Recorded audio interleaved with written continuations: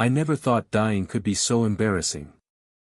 6 years ago, I was just another broke guy nobody noticed, living day to day with zero prospects, zero luck, and zero family because, yeah, I was an orphan. My only anchor in the world was my so-called best friend, Mark Sullivan, the guy I trusted with my life, the guy I thought would never let me down. And yet, the moment I stepped into his apartment after coming back from the underworld because, yes, apparently I had unfinished business, after 6 years of being dead, the first thing I saw wasn't him, not even a welcome, it was a row of floating comments, like some weird live stream was commenting on my life in real time. I blinked, rubbed my eyes, but the comments didn't go away. They were endless. He's back. Finally.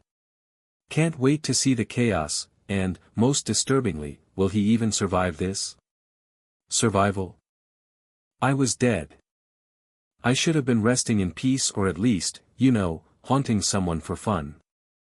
But here I was, in Mark's crappy apartment, my old life reduced to tiny text scrolling in the air, and I realized something terrifying: I owed a massive debt. Like, world-ending, underworld-shaking kind of debt. Apparently, death hadn't absolved me of my mistakes. I had borrowed from places I didn't even understand, signed deals I didn't even remember, and now the universe was ready to collect. And to make things worse, I had zero assets, zero contacts, and zero clue about how to repay anything. My stomach knotted, my palms sweated, but the floating comments kept buzzing, like a swarm of digital bees reminding me I was not in control. Do something. Pay up or die again. Bro, you really messed up this time. I groaned. The thing about debts from beyond the grave is that they come with a timer, and unlike normal deadlines, you can't negotiate, can't ask for an extension, and you sure as hell can't ignore them. So I had to act fast.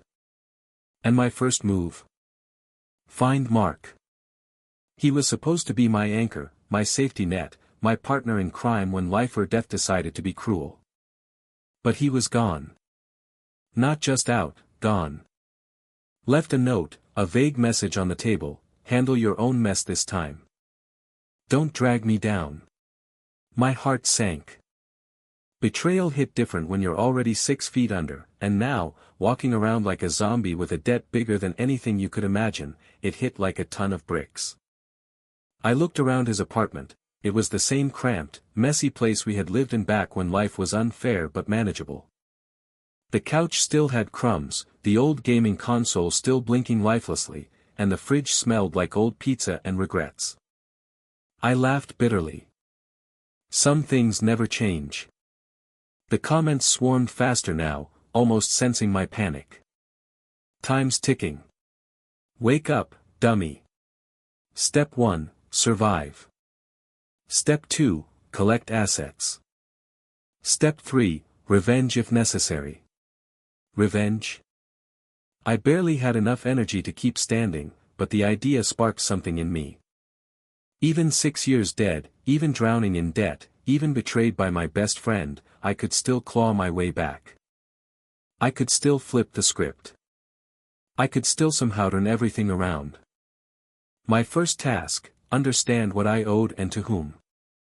A stack of bills appeared in the corner, glowing ominously, each one with a name I didn't fully recognize and a number that made my brain short-circuit.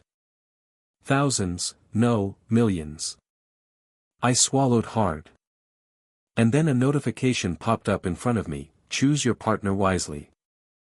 Your life depends on it. Partner? That wasn't Mark. That wasn't anyone I knew. But instinctively, I reached out, and a figure emerged from the shadows, someone from my past, someone I never thought I'd see again. And just like that, the game began. This wasn't just about paying debts.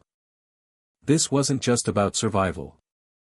This was about reclaiming everything I had lost, everything I had been robbed of, and everything I was about to take back. The comments kept scrolling, relentless, chaotic, and somehow motivating. This is it, hero mode activated. Show us what you got. No mercy for losers. I smirked. Maybe being dead wasn't the end. Maybe it was the beginning. And if I was going to survive this, I had to play smart, move fast, and remember, in a world where debts follow you even past death, trust no one and fight for everything, because no one else will. So, I tightened my fists, breathed in the stale air of Mark's apartment, and whispered to myself, let's get started. Little did I know, the road ahead would be full of betrayals, unexpected allies, heartbreaks, and revelations that would shake me to the core. But one thing was certain: I was back, and nothing, not even death itself, could hold me down. The first step was simple: survive. Everything else? Well, we'd deal with that when the time came.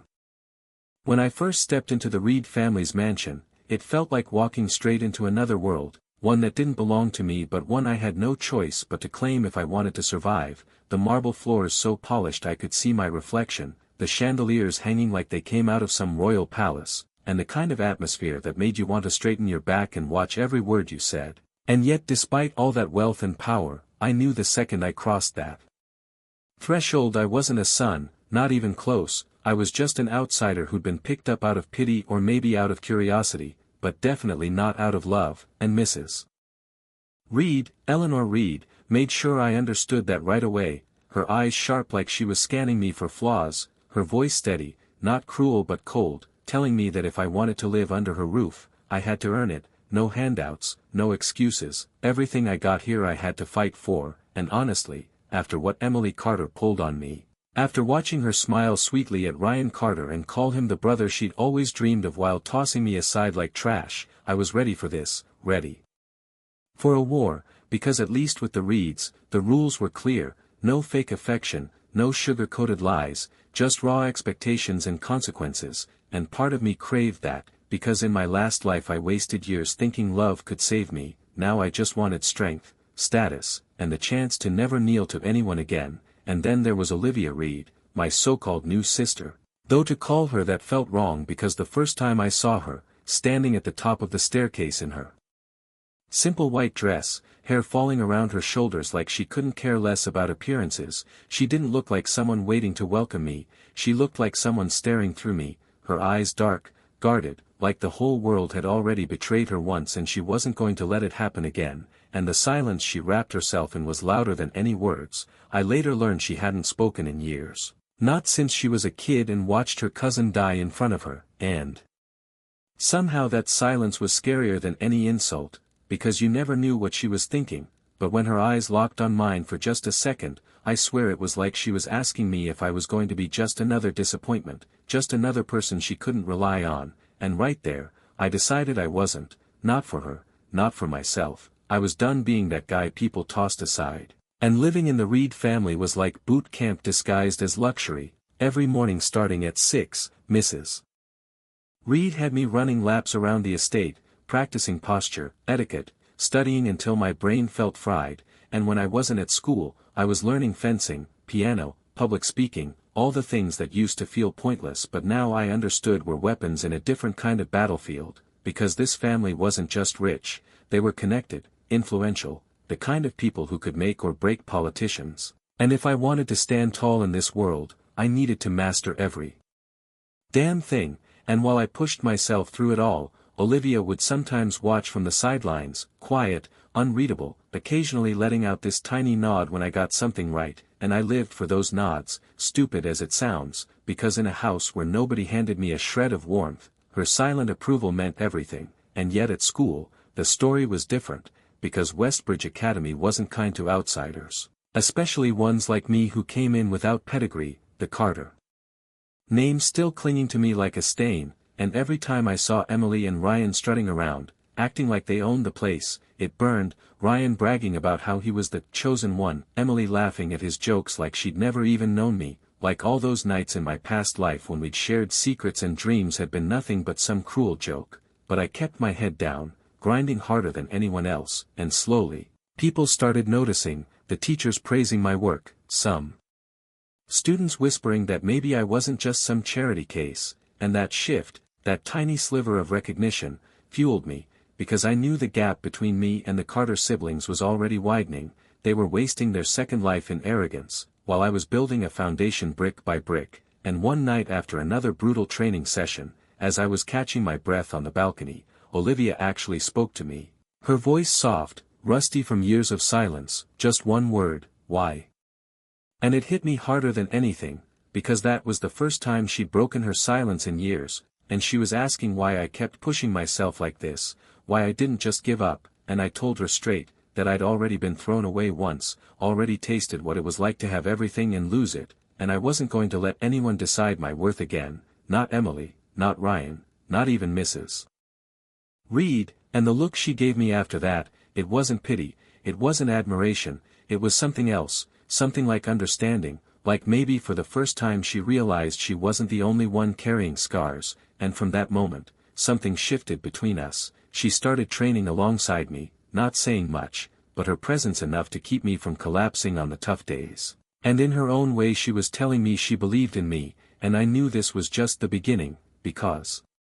protecting Olivia, earning my place in the Reed family, surpassing Emily and Ryan, all of it was fuel for the fire burning inside me, and if part 1 of my new life was about being abandoned, then part 2 was about building the version of James Walker who wouldn't be ignored, who wouldn't be left behind, and deep down, I could already sense that the storm wasn't far off, that sooner or later, Emily Carter would come back into my orbit, and when she did, she'd find a man she couldn't control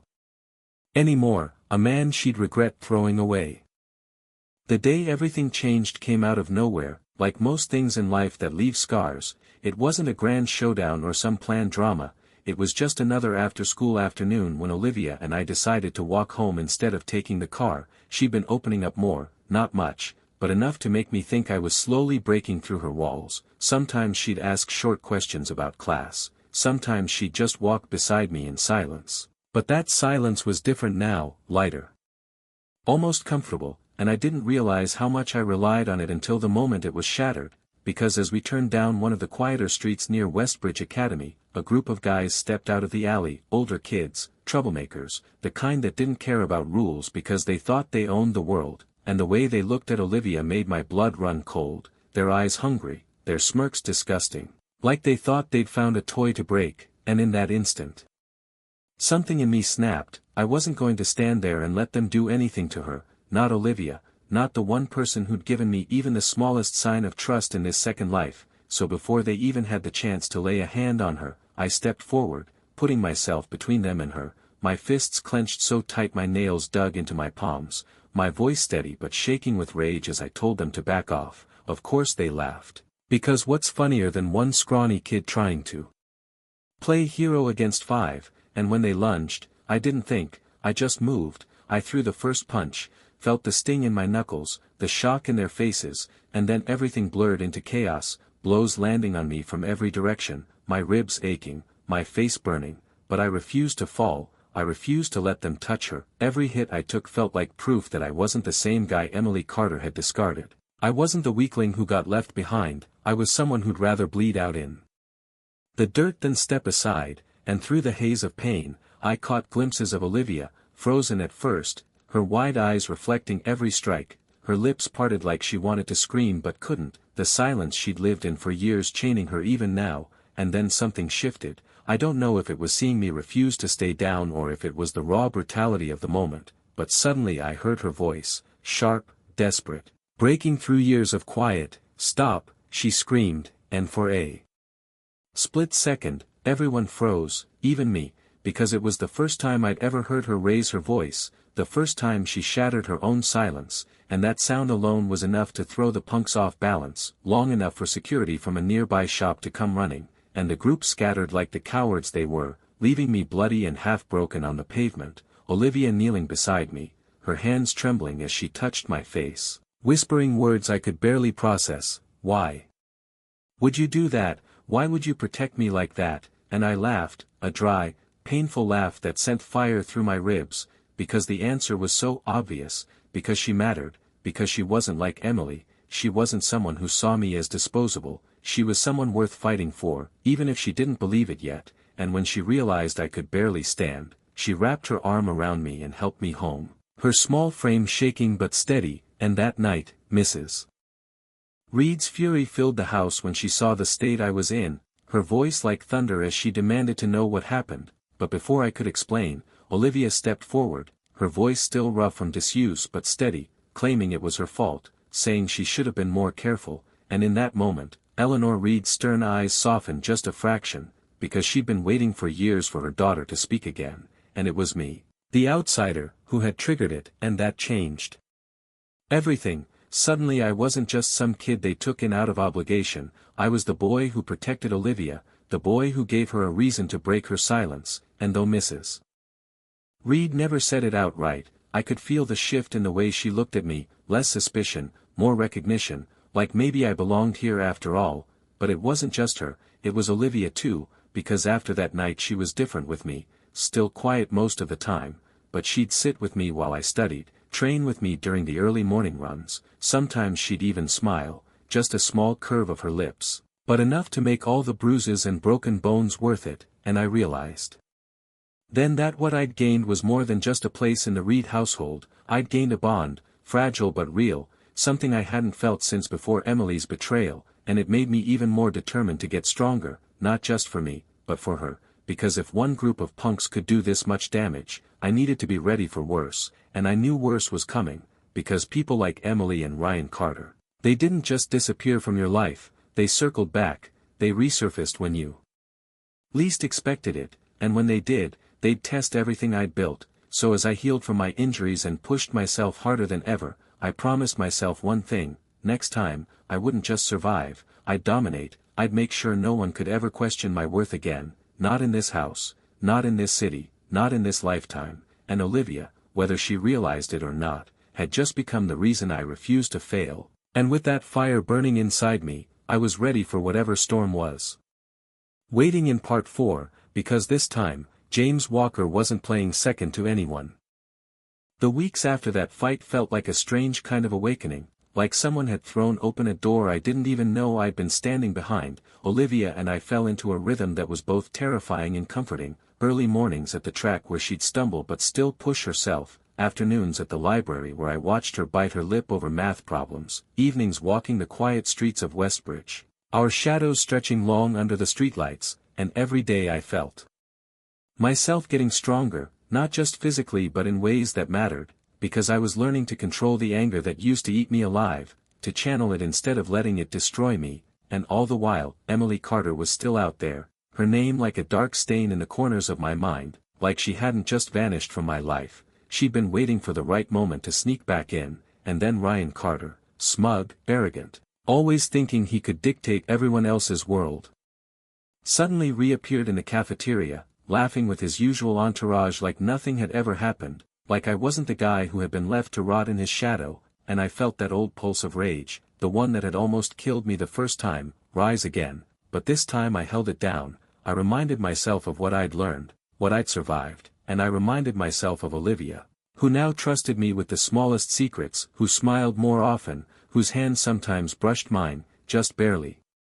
And yet I felt it like a jolt of electricity straight through my chest, and it scared me, because I wasn't ready for emotions that didn't come with betrayal or pain, but I couldn't deny them either. And then came the day Ryan decided to start trouble, like a predator testing the waters. He cornered me outside the gym, his usual grin plastered across his face, trying to provoke me, trying to remind me of my old place in the pecking order, and I could see it in his eyes. He thought I'd crumble.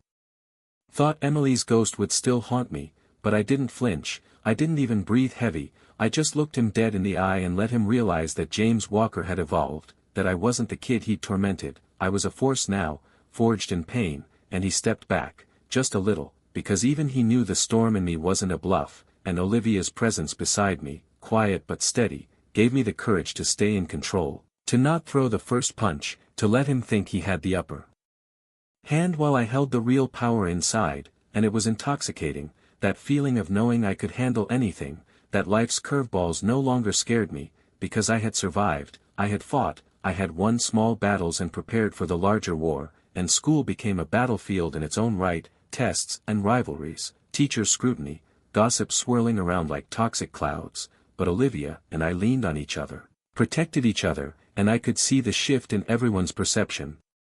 The whispers when we walked down the hall, the stunned looks when Ryan tried to confront me and ended up retreating, and Emily's occasional appearances, sharp, cold, like she still thought she had power over me, but every time she opened her mouth, I felt my resolve strengthen, because nothing she could say mattered anymore, nothing but the path I was carving, and that path led straight to opportunities I'd only dreamed of before. Offers to join advanced programs, recognition from teachers who'd overlooked me, even scholarships floating into my inbox like rewards for surviving my own life, and through it all, Olivia was my constant, the anchor in the storm, and the more I saw her grow, the more I realized how much I wanted to protect that growth, to be the guy who never let her falter, and I also realized that the old me, the one who would have run, the one who would have let Ryan and Emily dictate my worth, that guy was gone, buried under the rubble of fights, betrayals, and sleepless nights, and in his place was someone relentless, someone ready to claim what he deserved, someone ready to face any obstacle, and that readiness spilled into every part of my life, from academics to athletics, even social battles. I wasn't just reacting anymore, I was planning, anticipating, setting myself up to win, and then came the invitation to the citywide competition, a place where the best faced the best, and suddenly I saw not just a chance to prove myself, but a chance to step into a world that had always been just out of reach, a world Ryan and Emily had assumed would never welcome me, and I couldn't help the surge of adrenaline and determination that coursed through me as I accepted, because I knew Olivia would be there too, cheering silently, believing in me in ways no one else did, and that belief became a shield, a weapon, and a promise to myself that I would rise higher than anyone expected, that I would no longer be defined by my past, by debt, by neglect, by betrayal, that I would define my own worth and stake my claim. And as I trained harder than ever, pushing my limits past pain, past fear, past the voice of doubt, I realized something crucial, something I hadn't admitted even to myself before. This journey wasn't just about revenge or proving to Ryan and Emily that I'd changed, it was about proving to me that I could take control of my fate, that I could protect Olivia and the people I cared about, and maybe, just maybe, that I could find someone who truly saw me, really saw me, and that thought sent a fire through my veins unlike anything before, a fire that whispered constantly as I ran, lifted, studied, fought, a fire that promised the coming days wouldn't just be survived, they'd be conquered, and as I looked at Olivia, standing at the edge of the gym balcony, her eyes bright, unwavering, I knew that whatever storms awaited us next, whatever schemes Ryan or Emily might try, we'd face them together, stronger than yesterday, and unstoppable, because James Walker wasn't just surviving anymore, he was rising, and this was only the beginning of the story that would redefine everything, and with that, I tightened my fists, squared my shoulders, and stepped fully into the path that would lead us both to triumph, ready for the challenges that Part 5 would throw in our way. The weeks leading up to the citywide competition were a blur of sweat, late nights, and quiet victories that no one but Olivia and I seemed to notice. Every morning I'd push myself harder at the track, feeling my muscles scream and burn, and every evening I'd review strategies, tactics, anything that could give me an edge, because I realized now that talent alone wasn't enough, determination, planning, and mental strength mattered just as much, and Olivia became more than my anchor. She was my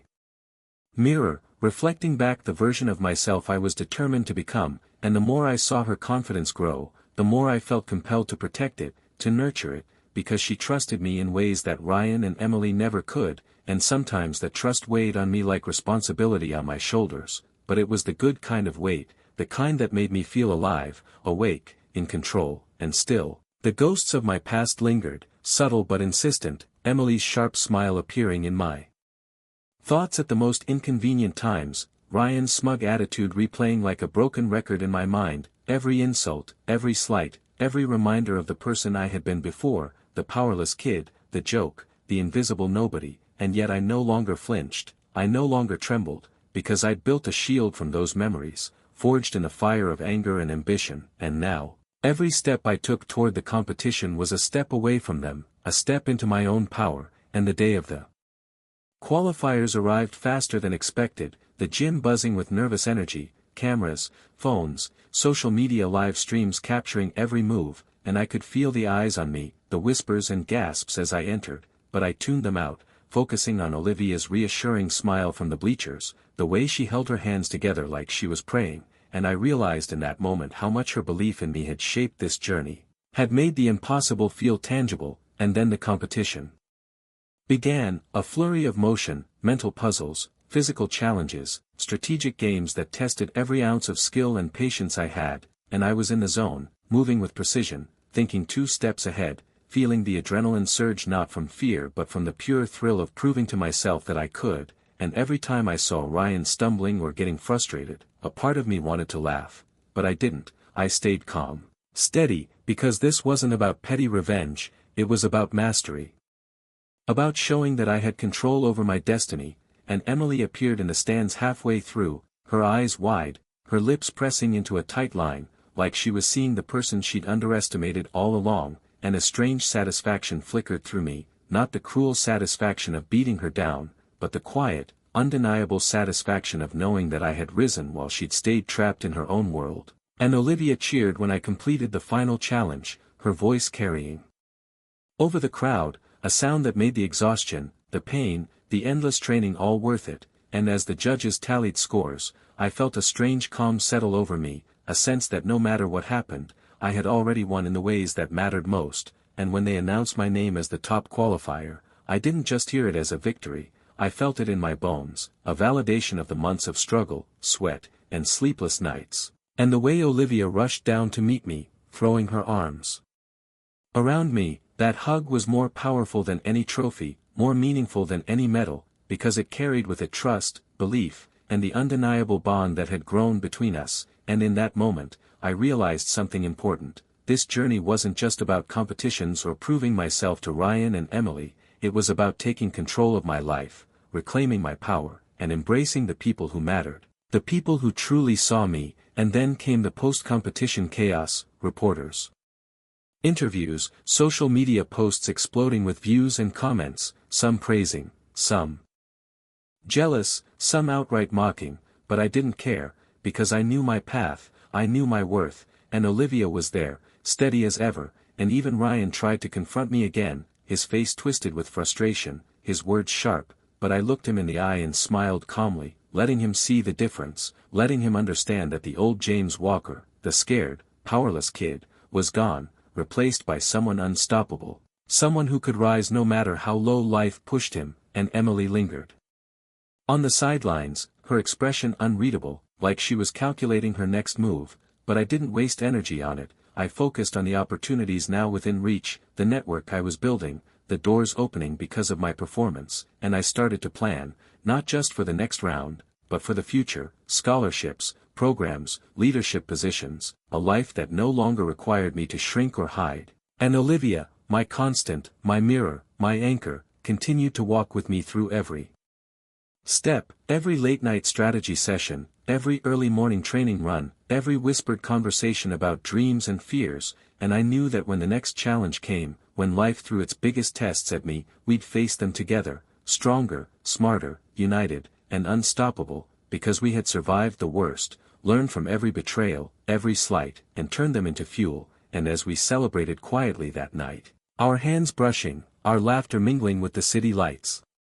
outside, I made a silent promise to myself and to her, that no matter what came next, I would protect her, cherish her, and keep climbing, because this story wasn't ending, it was only getting started, and the battles ahead, both in competition and in life, would be ours to conquer, together, and with that, I felt a surge of determination unlike anything I had ever known, a fire that burned brighter than fear, doubt, or the ghosts of my past, a fire that promised victory, not just in the games we played, but in life itself, and that promise propelled me forward, into the next chapter of our journey, ready for everything Part 6 would throw at us.